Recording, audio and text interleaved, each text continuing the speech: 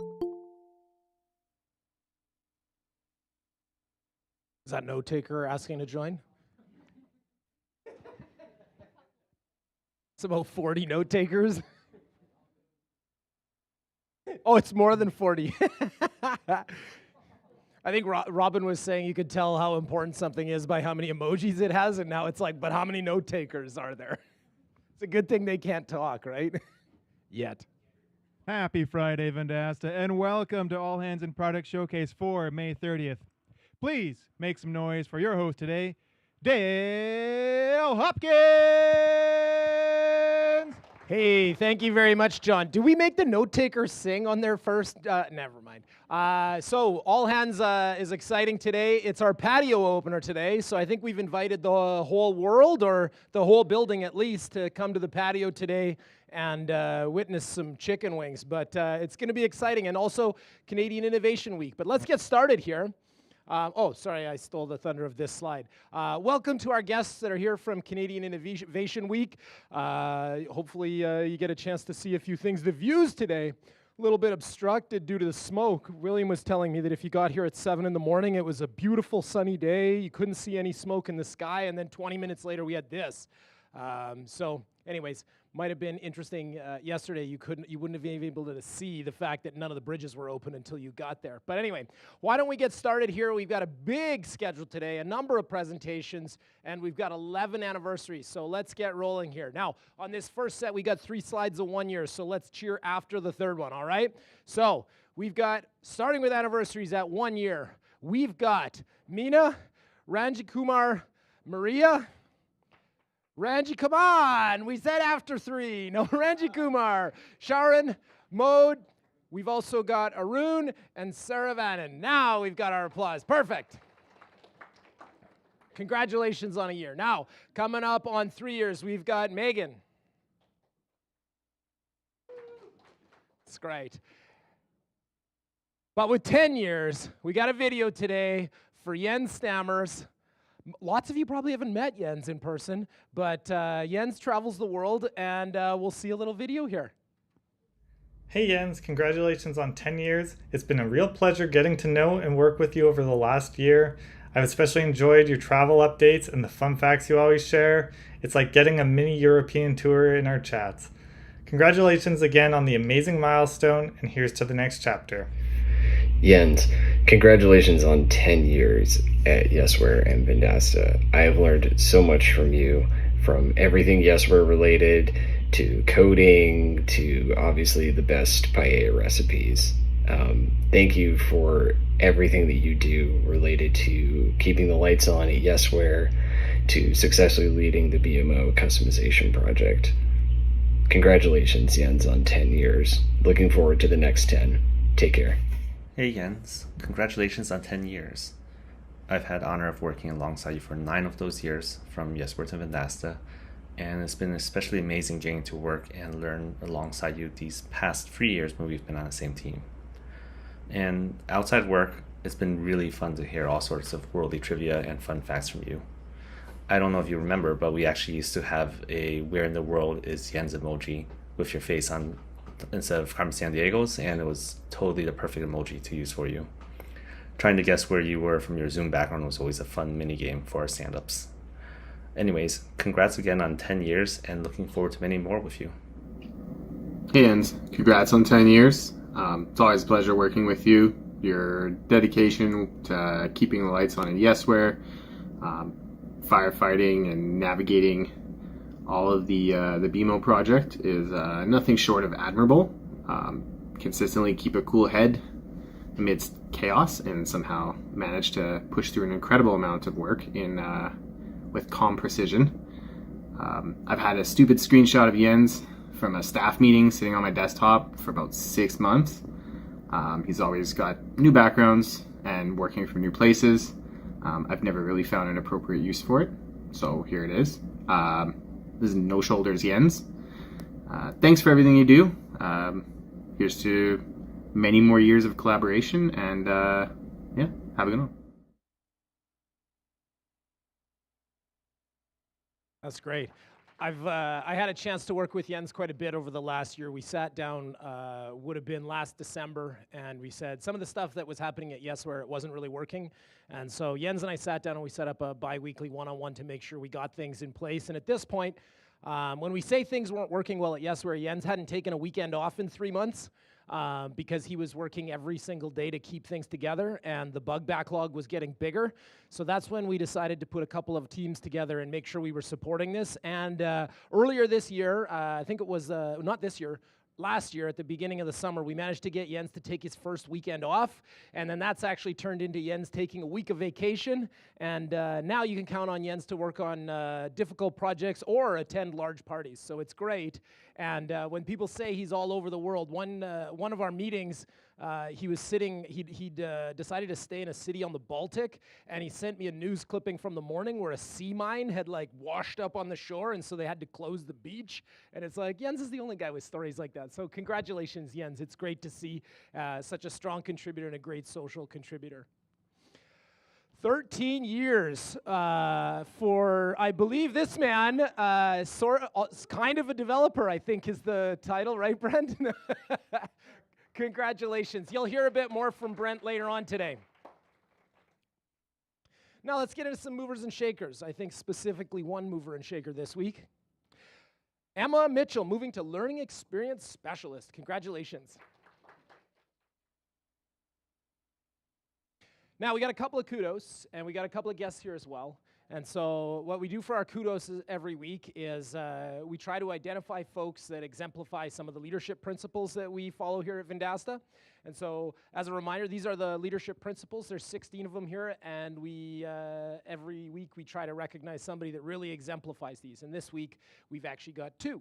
So this one is to Shay from Anusha. And for those of you that don't know, Shay's the product manager for Website Pro in our Chennai office, and Anusha is our staff developer in SRE for the Website Pro product. And this is just a kudos to say, hey, by the way, it's just short of a year for Shay at Vendasta, and she does a really great job. And for those of you that don't know, the Website Pro project is a particularly interesting project in that it really is how do you scale and host WordPress, which is notoriously difficult product to scale and a notoriously insecure product that you can't fix the product. So it's a really interesting premise of a problem. And Shay actually came into that as you can imagine that's a difficult product to be the product manager for. And the team is really excited because she's done a great job of this. So congratulations, Shay. And we got one more going out to our Chennai group today. This is from Sandra Peterfy. She's our director of compliance.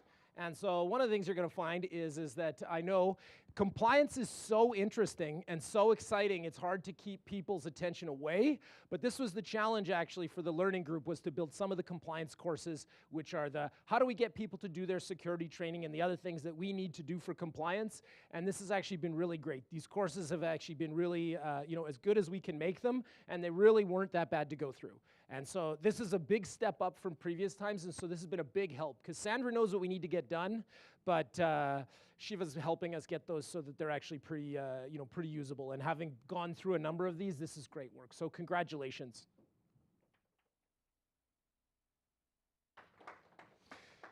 Now, for this section, what we like to talk about is some of our customers that are showing some love here for Vendasta and some of their products. So this is usually positive comments from customers about some of our folks and that they work with. So this one comes from Terry Collins at Local Edge. Thank you to your support team for their help with our issue. The team is always quick to investigate any issues we encounter. Now, Local Edge Hearst, this is, I believe today, this is our oldest customer. Jeff Falcomer, we always like to point out, this was not our first customer, and Jeff Falcomer was there. They were our second, so Jeff was a little bit slow on signing up as a customer. But anyway, still one of our top customers, and this is great to hear that after all this time, they're still excited about our support team. Now, we've got a number of events, and one of them is today, which is the Hot Wings Challenge. I think we've got 13 people that are going to partake in this. I don't know how you find 13 people. Anyways, that's all right. I'm excited. You have to really like chicken or hot sauce. June 2nd, we got Hobby Hour and Tie-Dye Friday. We got Juneteenth, which is a stat holiday in the U.S. on June 19th. We got an S-Team Offsite and Partner Advisory Council the week of the 23rd, and that's going to be really exciting. That's our senior leaders coming together in Saskatoon for a number of strategy sessions, followed up by our customers coming in and really hearing back from some of our top customers about where they see the platform going, where we see the platform going, and understanding better ways to work together. Okay, so we've got a number of learning and development opportunities in the coming weeks here. We've got prompt engineering from One Shot to System Instructions by Cal. We've got avoiding the emerging franchise pitfalls from Jeff Leach and Nimrod. We've got Workflow Wednesday, automations by Alistair, and we've got Gemini Deep Research webinar hosted by Chris Curtis, and this is actually from Google, so this is pretty exciting.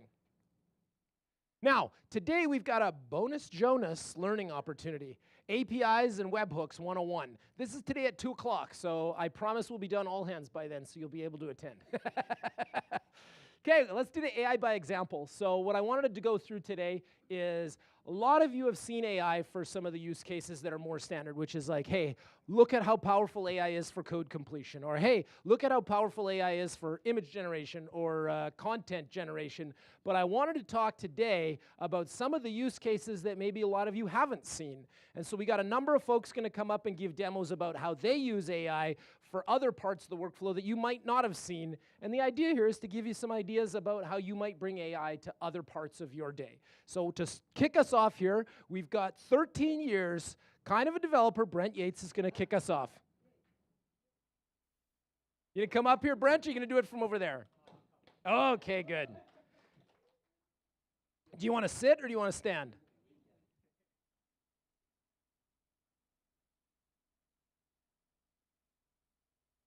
Okay, is it on? Yep. Okay, so couple things to note.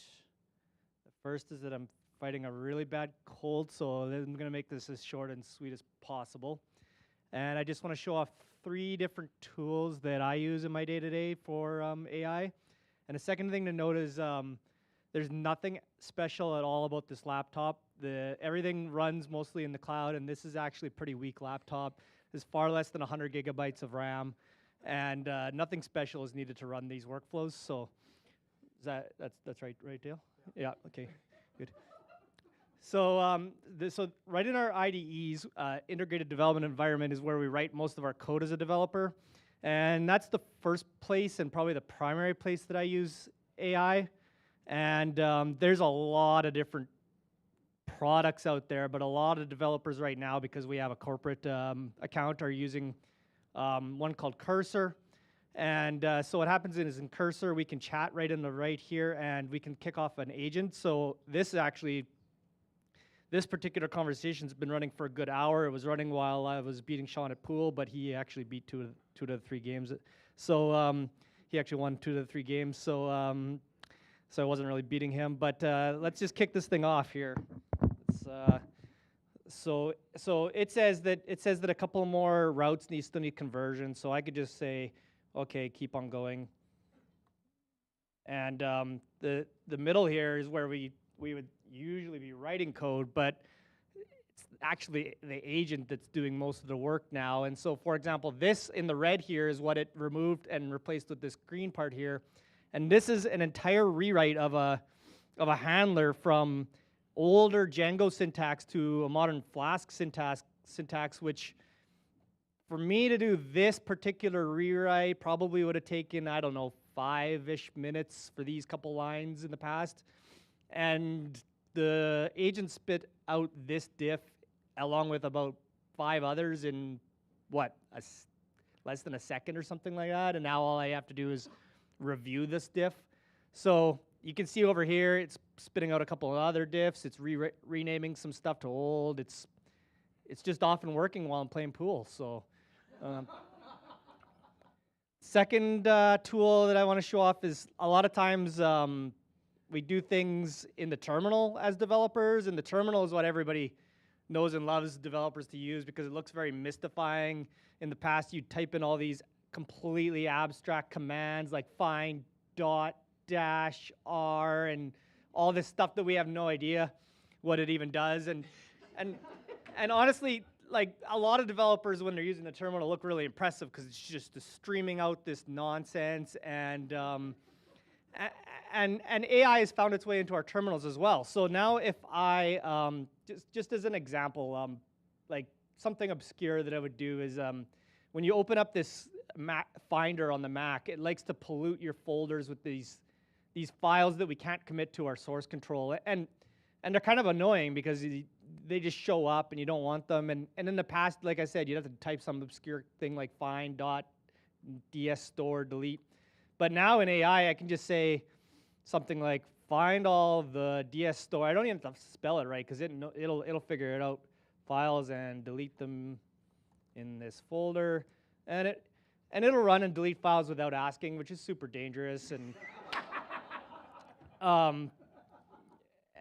and you know.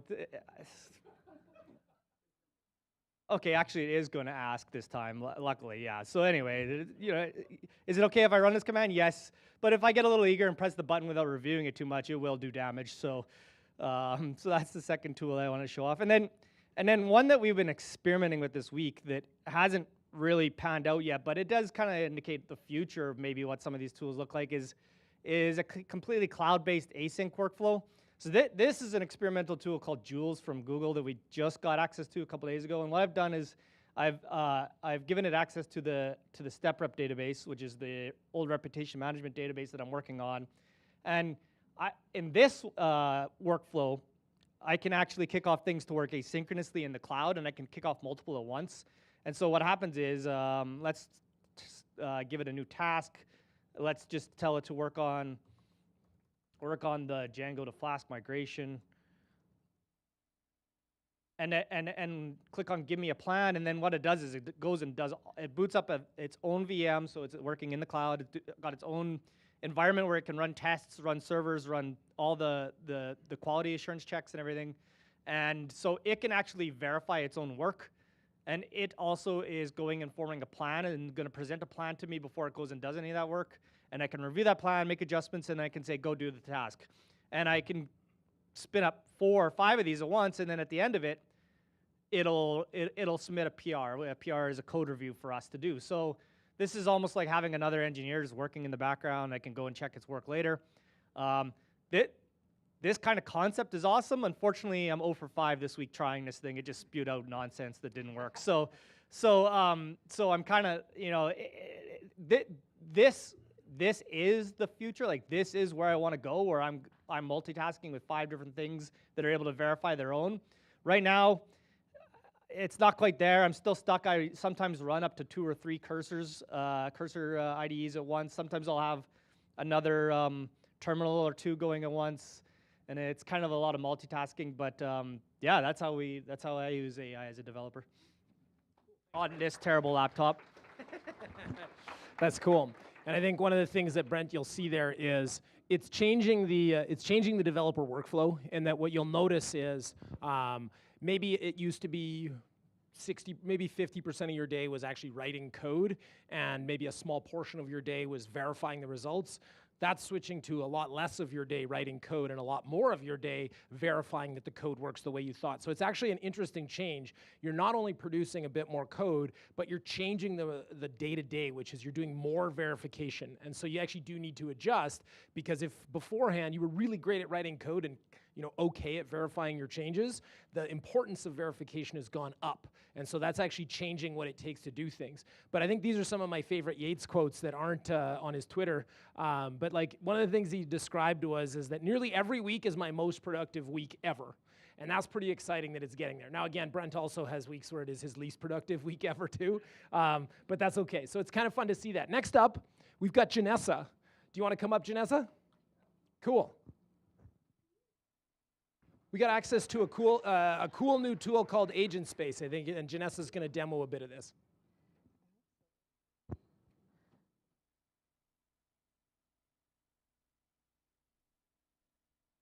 Oh, am I the only one that's working for?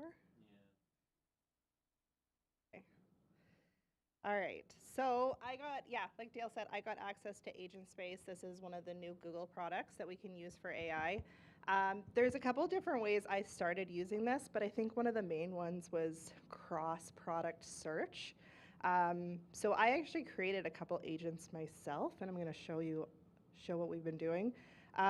Something I'm sure everybody knows is one of the big things we had been doing in support was that insight report every month. So taking what's out of Zendesk, putting it into AI, and then getting common trends. Megan, thank you for nodding along. I love that.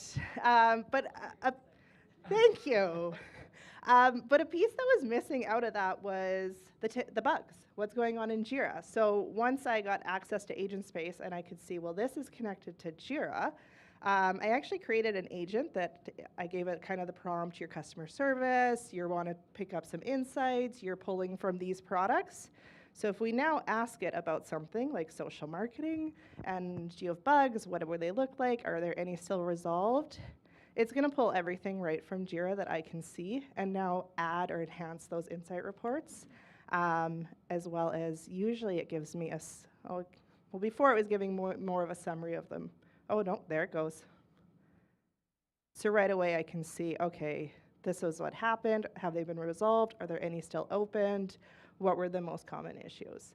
So again, taking that insight report to that next step and actually getting into all of that developer workflow. So I was really excited about that.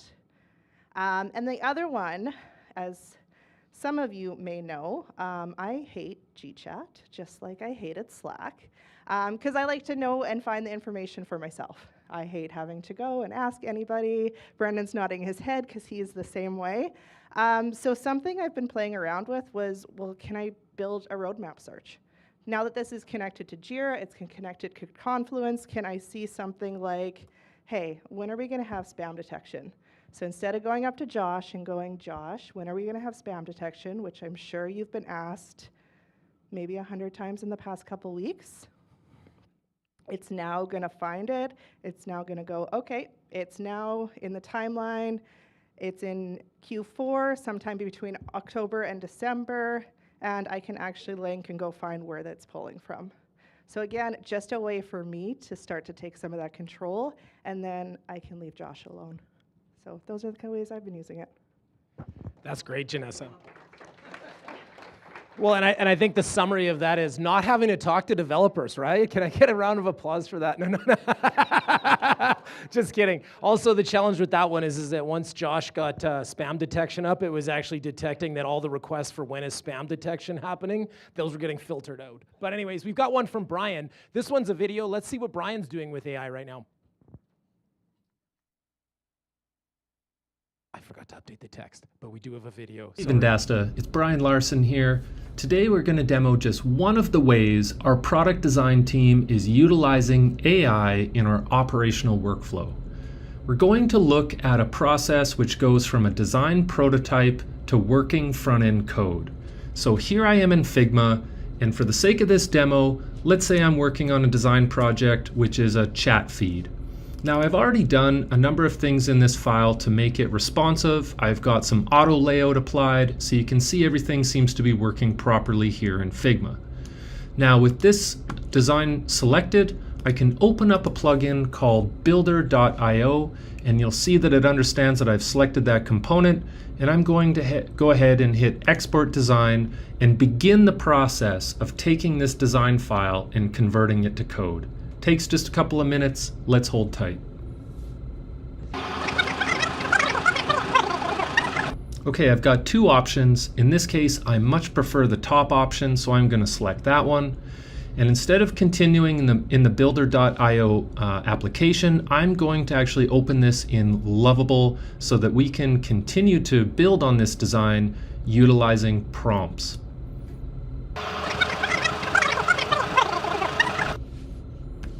Okay, so over in Lovable, we just see this project starting to spin up. Let's give it a few more seconds to finish up. Okay, now I have the design that I was working on in Figma sitting here now in Lovable, but the difference is this is actually real code. So what I can do is I can actually see that this is optimized for both a mobile and desktop layout. And if I want, I can actually toggle over and get a preview of the code that was written for it, including a number of the components specifically for this design. Now, the other thing that I can do in Lovable is utilize a prompt to actually build on this design. So in this case, I am going to... So let's see what it does for me. Okay, we've got that now essentially added in. If I was to go ahead and interact with this element, I would be able to continue to build on this file, continue to optimize it, and essentially take that code, coordinate with engineering, and jumpstart our development efforts. That's my demo for today. Thanks for listening. That's pretty cool, Brian. Now, I think that the piece here is that, again, this is developers not having to talk to designers. No, I'm just kidding. No, but jokes aside, this is not about people not having to talk to each other. If we think about what this actually is, it's really about increasing our signal to noise ratio. And so that means we're able to, when we need to talk to developers, it's about really valuable pieces of conversation. Or when we talk to designers, it's actually design questions, not like, oh, like what kind of button did you really want to put in here? Like that kind of conversation starts to go away and we start to have better conversations. But the part of this presentation I think a lot of you are going to be excited about is how can AI help with government forms? And Kevin Luce has got a great one for us here. Cue the video for this one.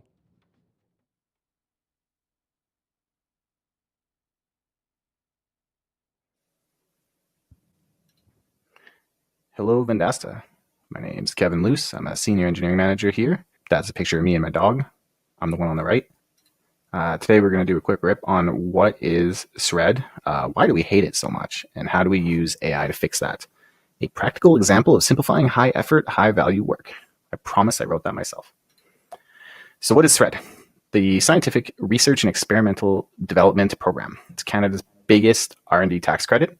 This program is specific to Canada. Other countries have similar incentives, but since much of R&D is based here, SRED is especially impactful for us. We claim credits on our engineering work.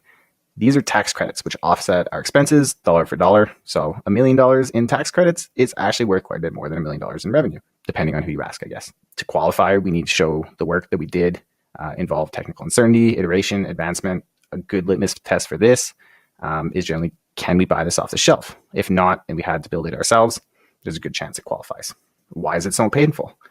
Engineering work happens naturally as part of our day-to-day, but documenting it for SRED purposes is pretty tedious. We pull data from a lot of sources, Jira, Confluence, via RFCs and spikes, GitHub pull requests, various pieces of knowledge across Vendasta's R&D. We then take all that and shape it into something structured, structured CRA compliant narratives. In the past, we did this manually, and it was very labor intensive. Later, we brought in a consulting firm to help guide the process and eventually transitioned to Boast, who now handles most of the work with support from engineering managers and broader R&D team. But this level of support comes at a very high cost. Good ideas usually seem pretty simple. We see potential for AI to bring it back to us at a fraction of the effort we saw in the past, bringing with it a pretty large cost savings. The data already exists. We're overflowing with it. The challenge is shaping it into something structured. This isn't creative work. It's just really context heavy. AI can parse it all, assemble a first draft, and then we refine it into something audit ready. We were curious how this would look, so we did a proof of concept. How do we do it? We exported data sprint by sprint. In this case, I copy pasted data, but it's easily automated and repeatable. We use structured prompts to guide AI through SRED questions, adding context. Where's needed, I had to intervene in to share what I knew to be the most obvious threadable work. Not sure why it says that. You can see the form on the side. There's not very much space to fit a year's worth of work. So as long as you have the supporting documentation, we just need to guide AI and the CRA to the important pieces. And we get back a full T661 style narrative in minutes. Yeah, so what we get back, fully structured SRED write-up, a condensed version that fits the CRA's form limits, and a readable narrative version for internal validation. All of this is grounded in real data, tickets, and work we've already done. I'm going to hop over screens and show you what a rough concept looks like. All right, let's blast through the even more boring part. What you're watching is me copy and pasting sprint summaries straight from Jira. They're a mess with weird formatting, missing context, story points scattered all over the place. But this is data that we can pull out automatically, so that's why I chose this one. We're not here to make it pretty. We just need raw material. We feed it into a prompt designed to produce something way more useful. A simple table that gives us context and time tracking, like this one. Once we've got enough structure, we tell the AI to summarize a technical challenge, the work that's done, what we learned, and how we supported it. Ultimately, we want a condensed thread report that fits the CRA's strict submission limits. Something like this. It's not something like this. It's literally this one right here. The process is not flashy. It's structured, boring, but that's why AI is perfect for it. We turn engineering exhaust into something extremely valuable. Once we brought in our sprint summaries, we ended up with this table. It matches the output we're looking for, something that gives us proper tracking and some early context. So we set this aside for now. We're going to need it later. Next, I actually kicked off the thread process. This part's pretty straightforward. I'd already done some time kind of probing ChatGPT on the context it had. Turns out it's quite a bit. So it generated an initial draft. Clearly doesn't fit within the CRA form, way too many characters. It does provide a solid narrative for the year, for the Dale team. I needed to inject some context. What surfaced was a lot of the end of the year work, the most obviously threadable work, but that effort was only possible because of the foundational work earlier in the year. So I nudged the prompt to get us in that direction and bring context to the full year. Updated draft reflected the full perspective, and I was relatively happy with it, knowing that we still needed some polishing, but the big issue was that it still does not fit into the CRA's character limit. So I asked ChatGPT to review that, and after a few passes and some nudges to tell it, you're not counting correctly, it did give me this nice condensed version, which fits, but just barely within the required constraints, which is a good thing, and still keeps the core messaging intact. So what's next is making this a repeatable playbook, automate our data to an AI pipeline, and then compare with our external consulting submissions. This is probably the most important piece. We want to see how correct we feel our AI concept comes back versus what we're actually going to submit this year to the CRA for SRED. And we get to turn the byproduct of our work into strategic output, maturing our internal systems. Reach out if you have any questions. Okay, that's a pretty cool one there. So what's interesting here is if we, for those of you that aren't familiar with the SRNED program, what this is the government of Canada would really like to encourage companies to do research in Canada. And so if you think about what the problem statement here is, you've got a government that's looking to give away money to people that would like to do research in the country. So you can imagine that at the very beginning is like a process that's pretty vulnerable to fraud, right? So what they do is they put this huge process in place and a whole bunch of requirements to basically say, we would like to pay for you to do research and development. However, we need some evidence, and we're potentially going to audit whether you did the work. Now, on the Vendasta side of this is a significant part of the work we do is research and development. We're not deciding to add this to our stuff to get a credit. It's like we're already doing this work. So our challenge is we have engineers every day doing this work. We have all this evidence, but how do we present that in a way that the government can read? Because dumping that huge data set that Kevin has is not something that they can review. So AI is actually just closing the gap, which is basically saying, here's what the government's looking to validate. Here's the evidence we did it. Write it in the format that they would have. And one of the best things that could happen out of this would be as if the government decided to audit this, because this is literally tied to every piece of work and evidence we have, and it would be very easy to verify. And specifically, this is just saving a ton of time for our managers. So again, government forms, that's a cool one. Let's get on to the next one here. We've got from Arnema, and Arnema is helping us manage our third-party vendors. And so you can think about this as a government form, except now we got a whole bunch of different people's forms, so these aren't even standard forms. And let's see how she's using AI. Good afternoon, Vendasta. Quick update from R&D operations. We now have access to a document management system, which is meant to hold different types of documents within one single repository and bring about visibility across users and functions. So what you see on the screen here on the left is a folder structure, which is bound to evolve as we add more use cases into the system, but currently it holds third-party software and subscription documents. So I quickly want to show you how the AI technology within this tool leverages or allows us to extract metadata and use it to our advantage. We'll start by a quick document upload. takes a blink of an eye for a document to upload, and voila. As it is processing, what's happening on the back end is it's extracting, or the AI technology is extracting the metadata that is already configured. So quickly, let me show you where and what that metadata is. I have configured a template that's called software licenses and subscription agreements. And as you click through it, you will see all of these tags that are pre-configured. Depending on the document type, what's important? You want to know who signed the contract. You want to know when was it signed, when does it end, does it auto-renew, how many licenses do we have, what's the total contract value, how often do we pay, how much do we pay, and when can we end the contract. So anything to do with the termination. All the fun stuff that no one wants to remember but always has questions about. So as this is configured once and you've uploaded the document already into the system, you'll find that the AI has extracted it. So the stack turns green, which is an indicator that AI has extracted all of that information. This is what the document looks like. Now, when you click open the tag icon button, you will see the AI has extracted all of this metadata on its own. So it's telling me what the contract value is. It's telling me when was it signed, when does it end. I'm also able to configure notifications for business owners, let's say 90 days prior to the contract ends, or 60, or 30, or 7, or even perhaps 1 sometimes, and say, hey, let them know that the contract is ending and prompt them to submit the request. And once you do that, the system now allows us to send different kind of notification reports. One other quick thing I wanted to showcase is, if you were curious, like how is this AI extracting the information from, or where exactly is it reading that the payment frequencies annually, and you want to verify it, you're able to click into this metadata and the system will automatically take you to that actual text within the document and highlight it for you and be like, hey, this is where I'm grabbing it from. If you need to change it, please do, or update it, please do.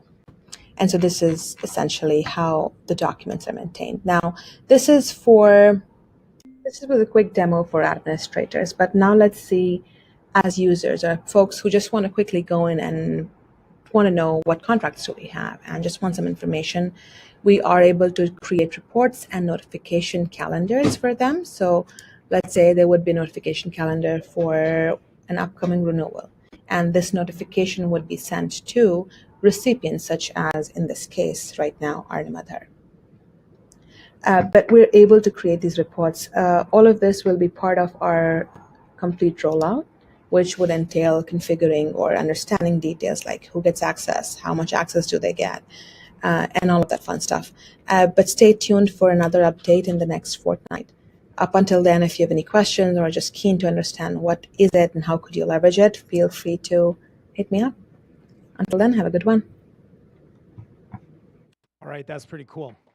Now, what you're going to see here is this is us putting all the vendors in for Yesware. And so what this is the initial part of this is to help with compliance and understanding what vendors do we have for Yesware. You can imagine that's 30 vendors. And so answering, when Brendan comes to you and says, like, do we have auto-renew turned on any contracts?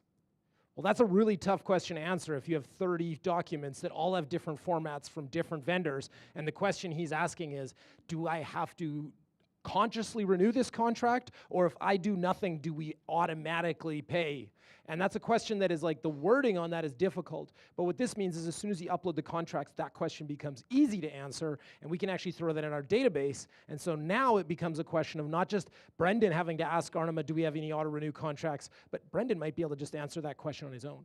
And you think about other questions of like, how many times would you like to know, when does that contract expire? Is that a question you've asked before, Brendan? Never. He's never asked that one. You're right. So it's kind of exciting. I had one more demo today, but I'm going to skip past it just because I don't want to keep you here till 2 o'clock. There's some special training coming along. So next time I'll share a little bit about how I do some writing with AI. It'll take a couple more minutes. But What I wanted to ask everybody and challenge all of you with some of the examples you've seen here today is really not, are you using an AI and how are you using it, but more, are there parts of your job where you're not using AI?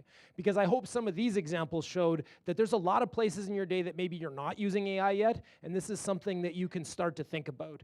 And in my head, when I start thinking about AI and whether I should use it, this XKCD comic comes to mind, and what you should think about is that if your task that you're dealing with is not in one of the gray squares, this is probably a task that's worth spending some time, and specifically it says how much time it's worth spending. And so when you start looking at some of these squares, and this is like, is it worth automating your task? Well, you start to see that, I mean, when things start happening very often, you can spend a lot of time improving your own efficiency, and now instead of this just being something available to developers, this is something that's available to everybody. And so the question that you should really be asking is, what are the tasks that take you a lot of time or that you have to do really often? And even better, the tasks that take a lot of time that you have to do really often, those are great candidates for you to think about how you'll use AI. And while today's demonstration is showing the finished product, I think it would also be a fun demonstration to show like the iteration that it took to get there. Because as an example, Brent's been iterating with some of those tools for what, months now, to get to the point where every week he's feeling more productive. It certainly didn't feel like that at the start. And I mean, ask Janessa about Agent Space. It wasn't like she turned it on and was like, awesome, I'm more productive and it's easy now. There's a lot of folks in here that have tried that and have struggled, but I guess what I'm suggesting is that people are finding success. It's worth the effort. You should try some of this. So if you want to hear some more, I'm going to bring some more of this content to All Hands, but hopefully you have some luck in trying to automate some of your journey. So next up, there is a special present for all of you that are present today. Brendan's going to be giving us a presentation.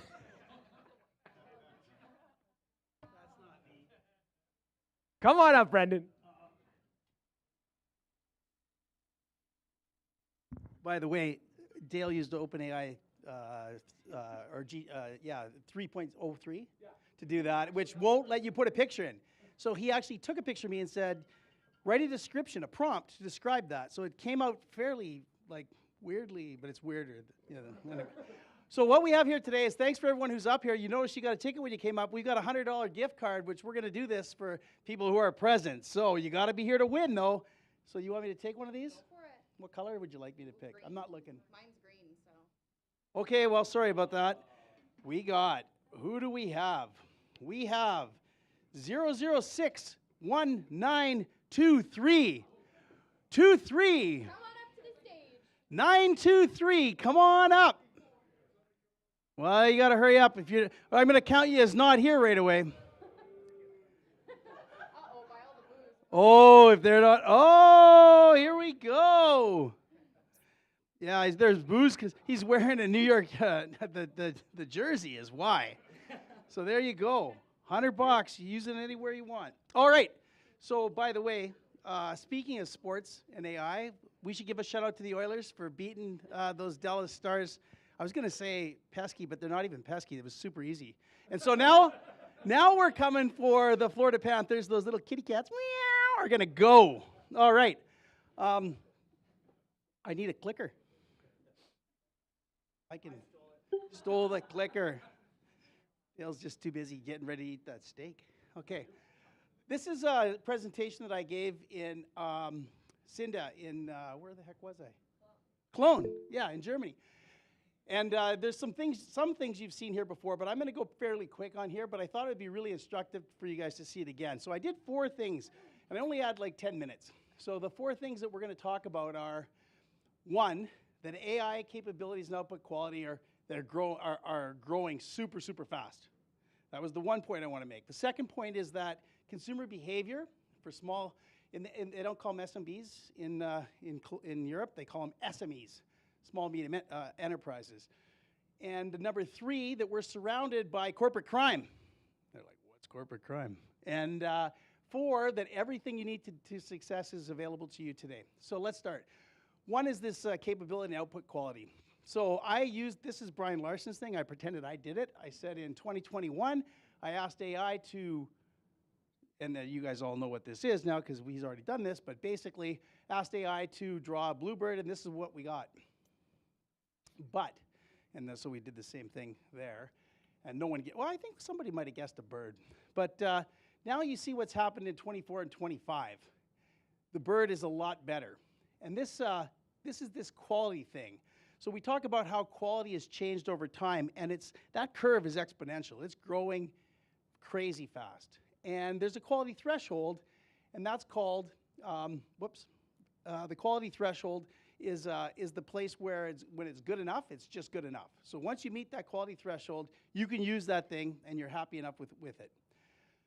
We use AI in a bunch of different places in our platform. I was just going to show you one place we use it is in image creation, and another place is in content writing. And if you put those things together, you get a lot. Well, that's just an example to show where we use it. But these are all the things that we are starting to do today. I think we probably do almost all of these things today.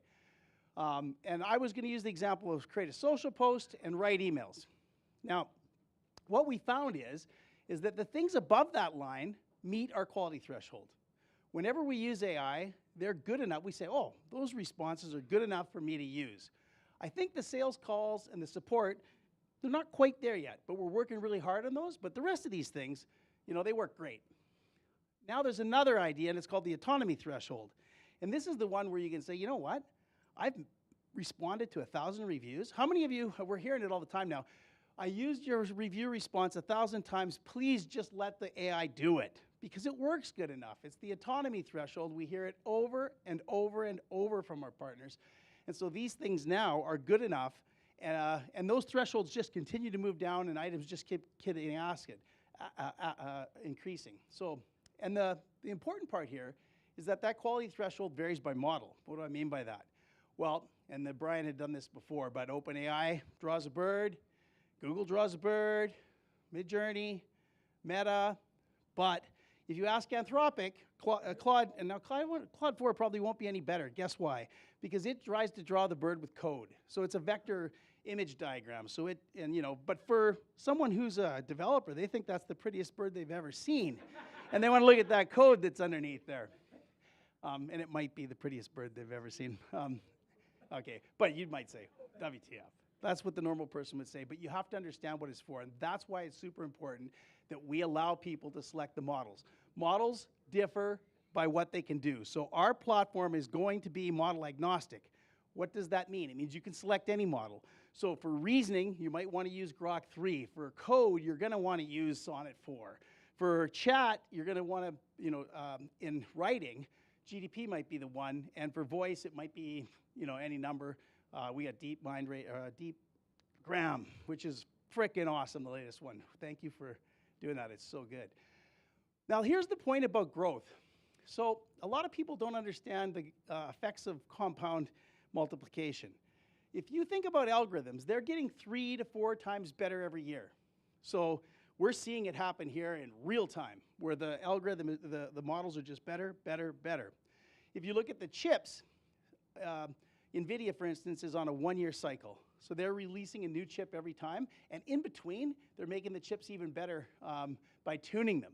So they're at least 3 to 4 times a year better, and we don't even know who else is making these chips. Everybody starting to, Google, Amazon, others. Then you look at data centers. You guys all saw the news article where there was 100,000 GPUs, and everyone was saying, oh my goodness, Elon Musk did that in no time. Well, now there's already one that has a million GPUs. So they're also getting better. Let's just say a factor of 3 to 4 times.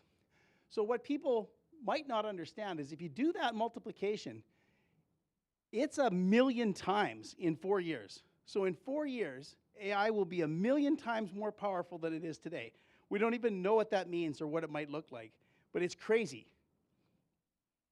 That's assuming we can keep the same rate. Might increase, might decrease.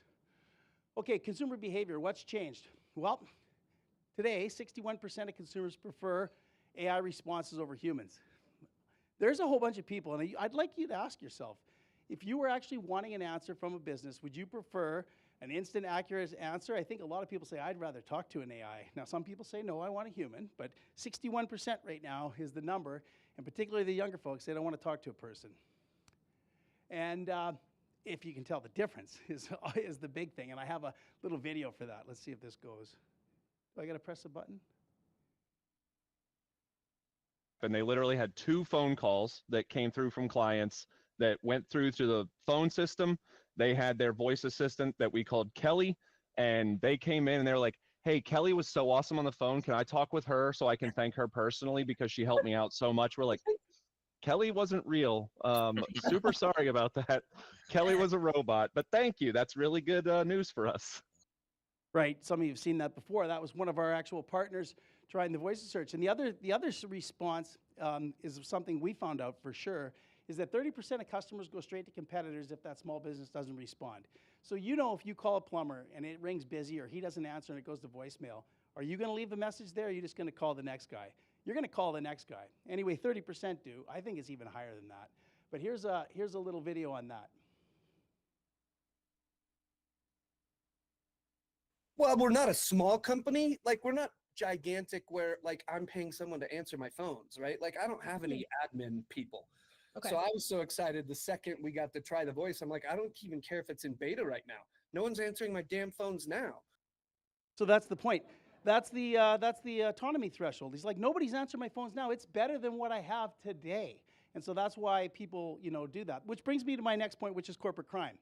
So what do I mean corporate crime? Well, this summer in July, one of our biggest customers is Neighborly. Everybody knows Neighborly.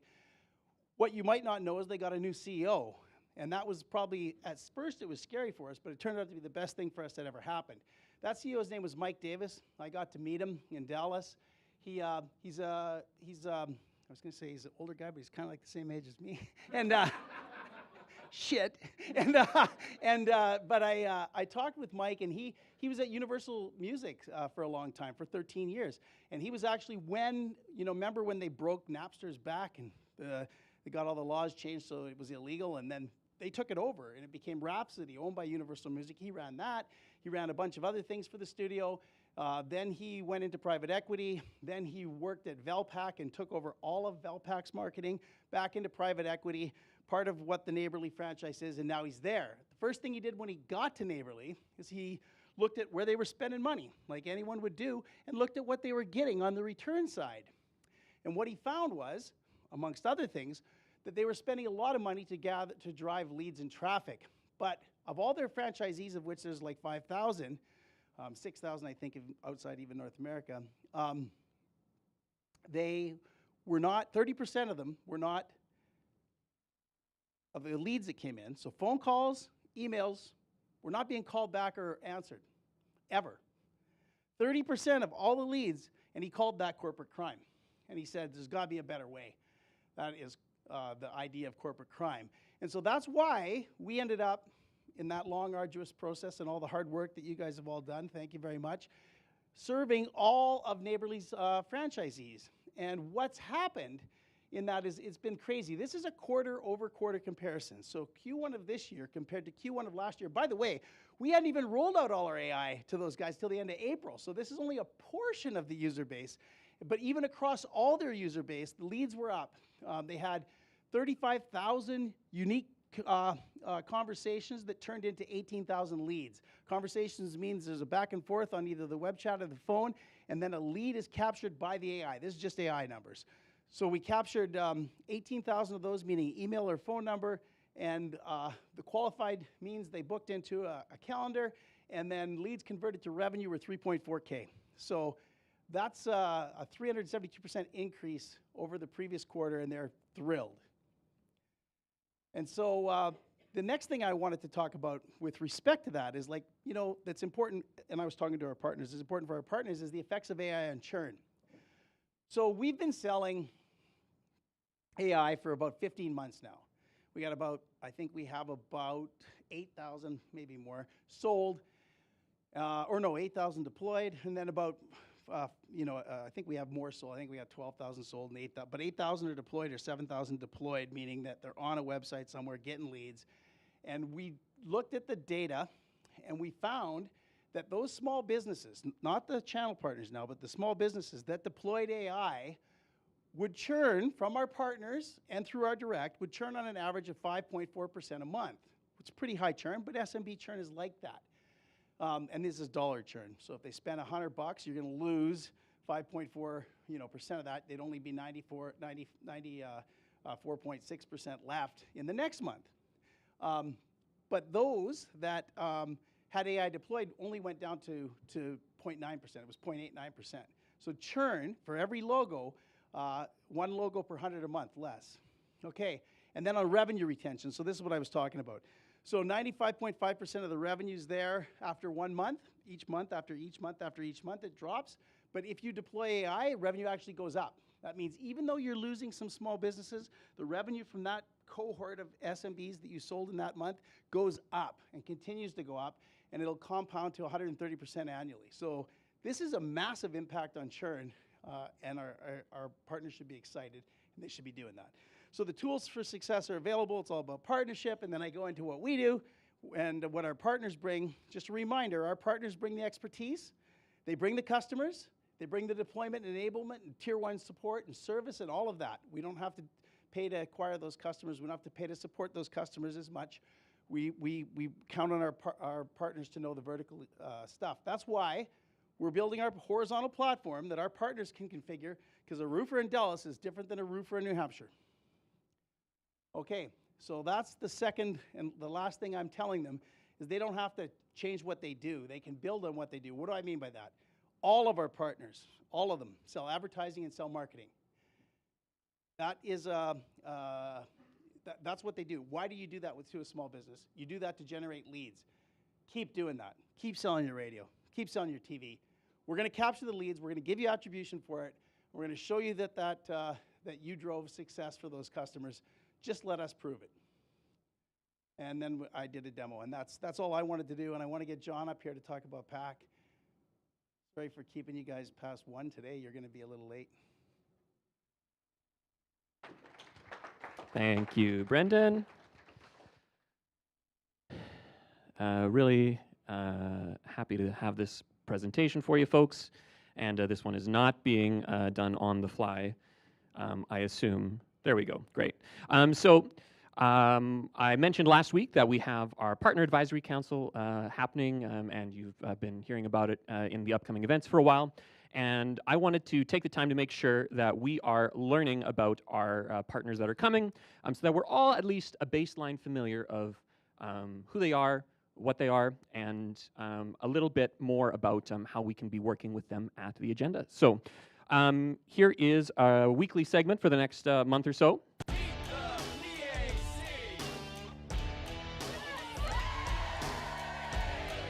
That is VO3, in case you're wondering, and we'll see what that looks like every week.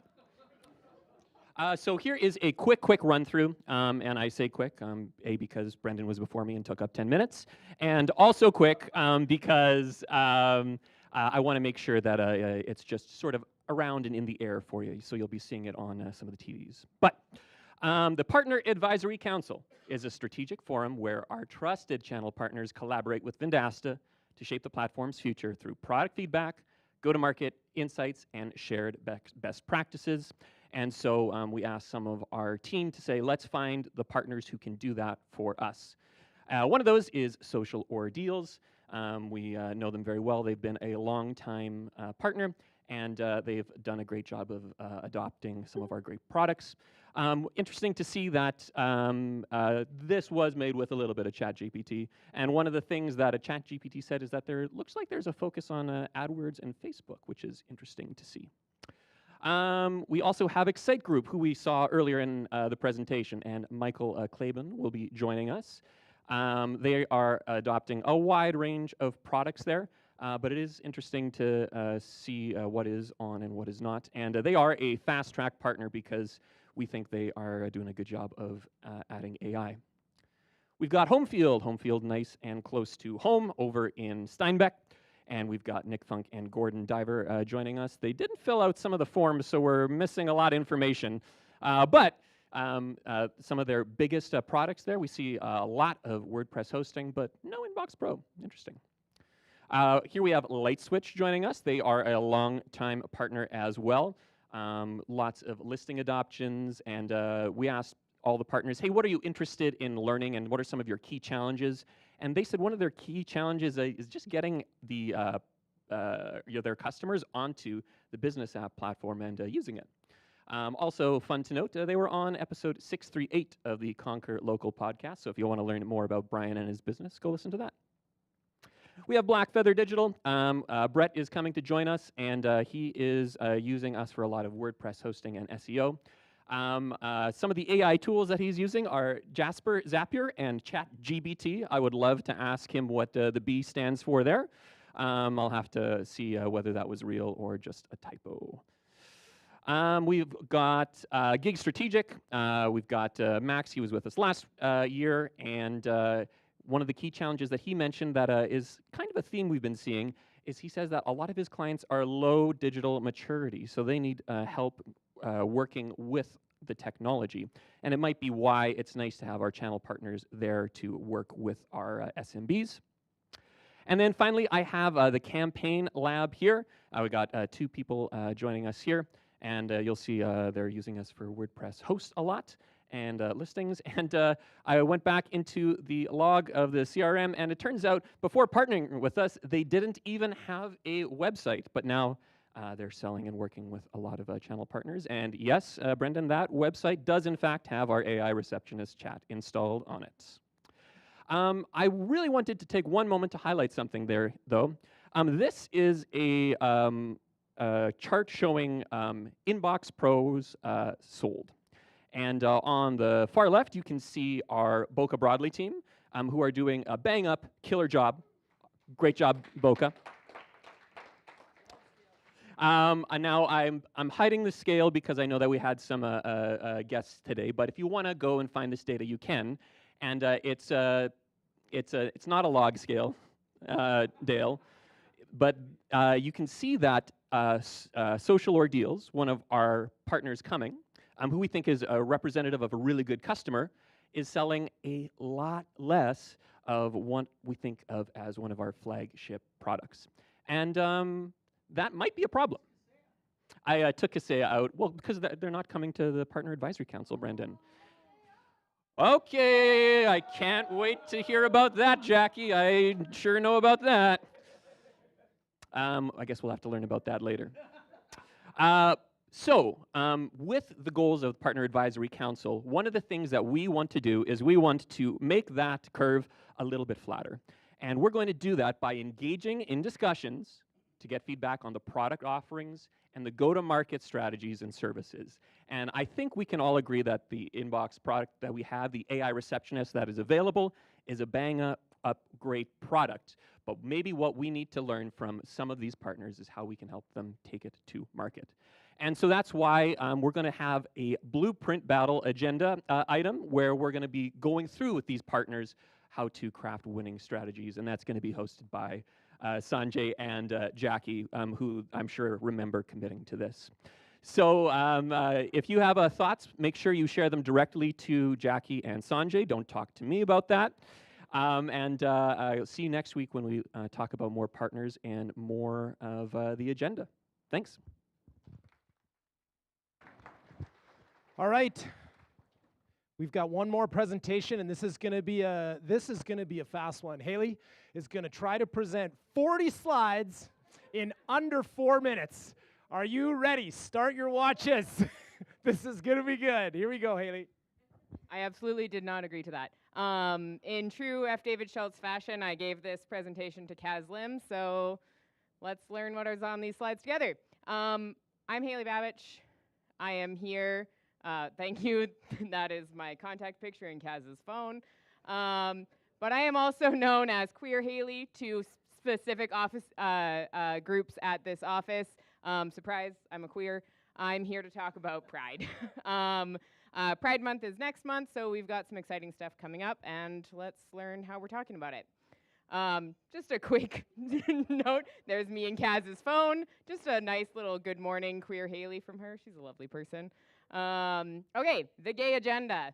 We're going to start off with why does Pride matter? Some important stuff in there. I'll try to be quick, but there's some good stuff that we want to talk about in there. And then some stuff that's coming up in June for us at Vendasta in particular. There's going to be some opportunities to share your story. There's a Pride shirt sale. It's not this one, even though this one is great. We've got a new one. RSVP for the Pride Day event, the one in Saskatoon. Post your Pride gear for house points. That's going to be coming up, and more ways to support and donate at the end there. So, to start us off, why does Pride matter? So these are some important stats. You'll see some of them are a couple years old, not quite as old as we would hope, obviously, because there's some unfortunate stuff we're seeing here. Compared to the general population, transgender and gender nonconforming people in Canada are 7 times more likely to abuse drugs and other substances, 5 times more likely to have mental health issues, 5 times more likely to attempt suicide, and 2 times more likely to experience severe poverty and homelessness. And from a study in 2018, you'll see homeless individuals who experienced violence while homeless, 100% of the LGBT plus community experienced violence. So we have a couple more details here. Sexual minority Canadians were twice as likely as heterosexual Canadians to report experiencing inappropriate behaviors at work, 44% versus 22%. 50% of LGBT employees are not out to their current supervisor, 26% are not out to any coworkers, and we're definitely not saying you have to be out if you don't want to be. That is not what we're saying here. I hope that these numbers are better at Vendasta. I definitely feel like they are. I'm up here, with a slide saying that I'm queer, so. And I did want to let anyone know, if you aren't comfortable telling the whole world, that's absolutely fine. We do have a private channel for LGBT plus folks. You can find someone like myself or Kaz. Let us know and we can invite you. You don't need to tell the whole world, but you can join that space if you're interested. All right, and then some really specific ones that matter to us as a company, I think. According to some studies, over a third of LGBTQ plus tech employees leave their companies due to unfairness and or mistreatment. Workplace discrimination is driving LGBTQI plus employees to quit their jobs. We have a link in here that we can share about how companies can step up and support them. I think Vendasta is doing a really good job already, but there's always ways to improve. Okay, and then some funny stuff, because that was heavy. This is a slide from Kaz's first Pride presentation back in 2019, talking about her personal journey, at the start of that journey, and the now, which is still 2019. I think Kaz is even queerer now than she was in that picture. All right, share your story. Here's an opportunity coming up this coming month. Do you feel seen, supported, and celebrated at Vendasta? We absolutely want to hear that. Whether it's, I feel like I can be my true self at work, or I love what we bring to, I love what we bring the sass to Pride every year. We want to hear your voice. There is going to be a form where you can submit that. Some of those we might share on social media, that kind of thing. And it can be anonymous if you like. So, again, you don't have to come out if you do not feel comfortable doing that. Okay, Pride shirt sale. We have an exciting new Pride shirt coming. You can look as gorgeous as Dale Hopkins in our new t-shirt. There is a white version and a black version of the shirt. The form is already out there in the announcements channel. So please take a gander.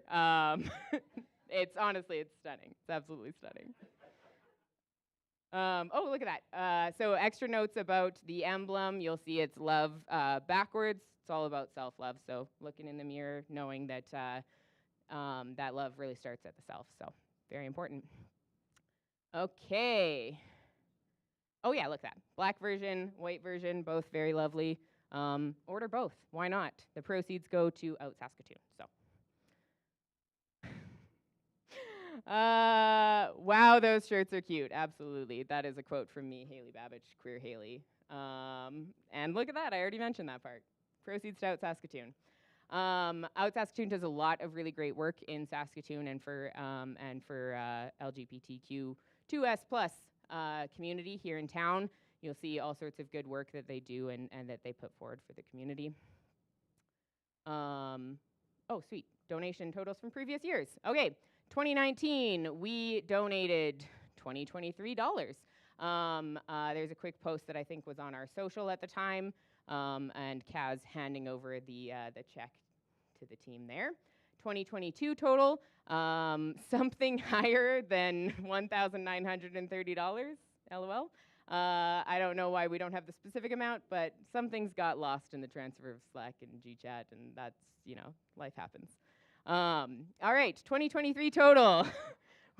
$1,350. Look at Janessa celebrating. That was an exciting one for sure. And the 2025 total, obviously we don't know yet. So purchase your Pride shirt. There is an option to do an extra donation in that form too if you're interested. But let's get these numbers higher than the 2019 one that was in there. That's the highest so far. So let's up that. There we go. some of our whatchamacallit leadership. Yeah, there we go. Somebody knows what I'm talking about. All right, Vendasta Pride Month. Somebody from one of the committees, please link the t-shirt order form. I think Robin was going to put that in the chat. She just raised her hand. Thank you so much, Robin. You're the best. It is already in the chat. All right. RSVP for the Parade Day event. Here's some past photos from our beautiful Pride Day marches that we've done in the past years. It's an incredibly fun time. If you want to come, you can bring some guests. There's probably going to be more details and more slides. All right, agenda. At 10 a.m., there's a Pride pre-party. There's going to be a brunch here at the office. Thank you, Keith. He's going to come on his day off to set up some snacks and mimosas and things like that. We will also have some sign-making supplies, so if you want to make a sign to use at the, in the march, you absolutely can. At 11:30, we're going to meet at our spot for actually walking in the parade. At 12 p.m., the parade starts, and around 2, that is the end. You're free to go wherever you want to go from there. If you have any Vendasta-specific stuff, please make sure it either gets back to the office with you or someone else that's coming back to the office. I'll be coming back to the office, so you can hand things off to me if need be. All right. Post your Pride gear for house points. Current house points. Drive is winning because we are the best. I got some cheers in the audience. Everybody pick up the Slack innovation. Here's a great opportunity to get a lot of points in there. You're probably not going to beat us because we're going to be doing it too, but might as well make a better showing than you're doing right now. You have to what? Oh, huh. Hilarious. I'm not going to repeat Dale's joke because it was actually not that hilarious. For house points, 13 colors in the Progress Pride flag, I think, but Kaz is also a little bit colorblind. I'm not, but I'm not counting. 13 points for posting. If Innovation gets the most posts, then they also get 1969 points. Oh, Year of the Stonewall Uprising. All right, Innovation, there's some opportunities there. Put in the work. I believe in you. Okay, and then here's some past pictures because we've done this in the past, rocking some Pride gear either at the parade or at your desk or just out and about in the world, and that will get you some points. Okay, stories. So I talked about this a little bit before, so I'll be quick. I believe that form has also been posted, so like I said, it can be anonymous. Please share your stories. We love to hear them. All right, now, last but not least, more ways to donate and participate. So, Out Saskatoon, like I said, it is in the Pride t-shirt form, so if you want to just do a donation from there, that it can be taken off your check when you're purchasing your t-shirt. We also have a link for our Boca team and for our Chennai team with some other, Kaz did this one right before, so it's not as flashy. But some options to donate in your own space. You don't have to necessarily donate to Out Saskatoon if you're in one of our other locations. Oh, okay, the video. Not sorry, Naresh, this video is beautiful. Let me go next. Do I press play? Yes? Do I do that? It's actually over there, isn't it? I've pushed it like 14 times. Somebody help me. Save me from myself. I can't be trusted. Gift to y'all, we're extending the t-shirt deadline to today at 2:30 Saskatoon time. Remember, these shirts are to raise money to support Out Saskatoon's initiatives to help 2S LGBTQ youth. If that isn't enough reason for you to pick up a shirt, here's a short promo clip showing you why you want to order one.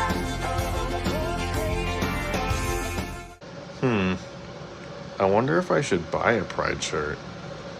Does anyone actually look good in a rainbow?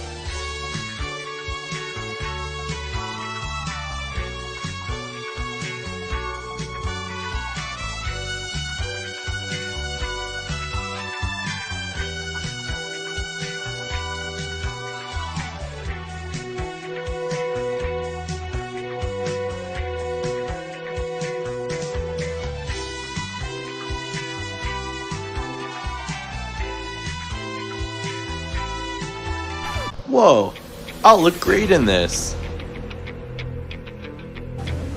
Your shirt came in.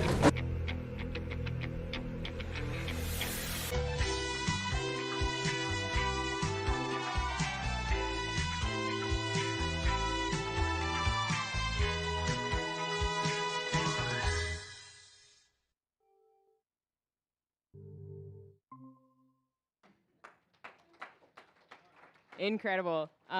Quick update. The deadline is June 4th, which is next Wednesday. That is an old video. Obviously, those are old t-shirts. You're going to look even better in the new one, so buy a couple. It'll be great. I'm pretty sure that's the end. Yes, good. Happy Friday. All right, that's great. I'll see you upstairs afterwards. I'll be serving at 3 o'clock. I will not be eating hot wings.